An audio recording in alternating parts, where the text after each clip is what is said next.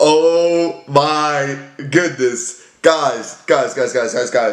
This game was absolutely if you guys hate Tottenham Hotspur, this was the game for you to watch. Because there were so many just yellow cards. The refereeing in this game was, I don't want to call it suspect by any means, but there was 1 yellow card for Bournemouth, and there were 6 yellow cards and 2 red cards for Tottenham.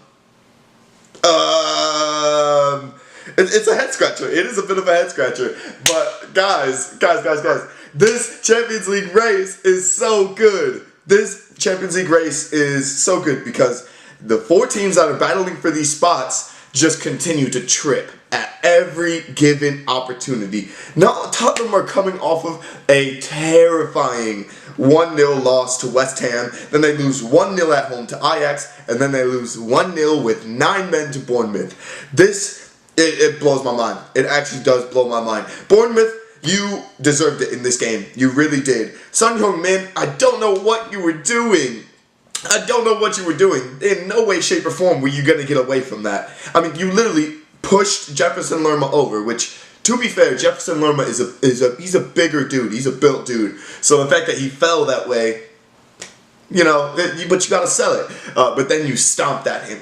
And that was it. That was over. It was done for you. It was deuces. To the locker room you go, right before halftime. And so Foyth comes on, the Argentinian, I believe, what is he, like a 21, 22-year-old center back, one of Pochettino's favorites, and gets sent off nearly, I guess I can't say nearly in the exact same way, but he does a garbage slide tackle with his stud up and immediately gets a straight red.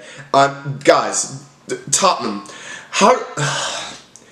11 shots, 6 of them on target, in a game that was 100% winnable. And now you lose Heung-Min, your best scoring opportunity for the rest of the season.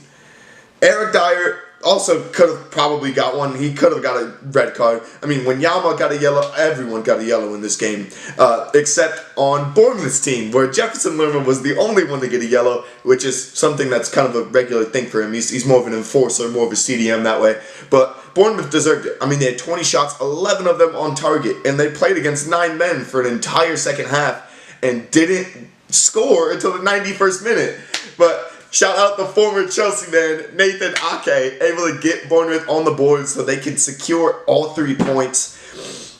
I don't know what to say if you're a Spurs fan. I like, you guys will still probably be in 4th. Like, there's no mathematical way for you guys to drop out of the top 4 after this. So realistically, all you have to do is win your last game. You focus, win your last game, and you're set. But Chelsea now have the chance to jump Tottenham and move into 3rd with a win over what's going to still be a difficult Watford game.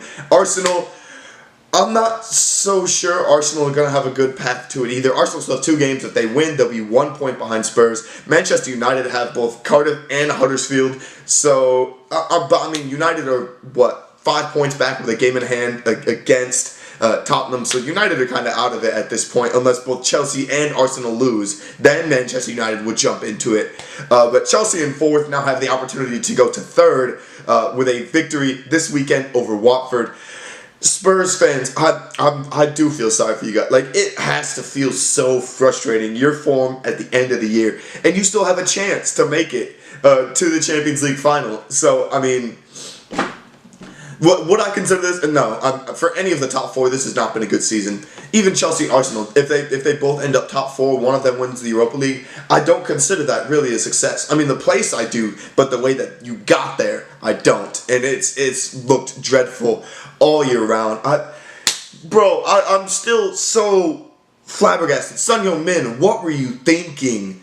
That, like, you are Spurs' last best attacker. Lucas is good, but he needs players surrounding him to help. Dele Alli always hurt and inconsistent. Christian Eriksen needs help.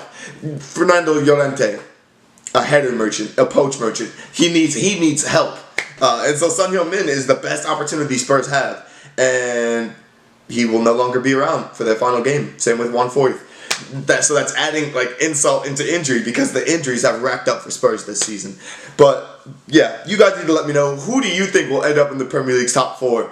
Because I don't even know. I could not even tell you at this point. I think it's I think Tottenham, if they win their last game, they're in. But you don't know if they're going to win their last game because, I mean, they've lost their last 2 to West Ham and to Bournemouth. So, like, what do you do here? What do you do? Guys, let me know who you guys think down in the comments below. Will it be Chelsea Spurs? Will it be Arsenal Spurs? Will it be Chelsea Arsenal? Let me know down in the comments below. Thank you guys so much for watching this game. If you have not seen the highlights for it, I'd go check them out because, I mean, the refereeing in this game as well was, I won't comment on it. I'm happy for you Bournemouth fans. I really am. You guys deserved this win, a share of the points as well. I think Bournemouth now move up to 12th in the standings, so congrats to you guys. If the Premier League weekend stays like this should be a very interesting weekend. We'll see what Newcastle Liverpool can show for us later. But thank you guys so much for watching, and peace.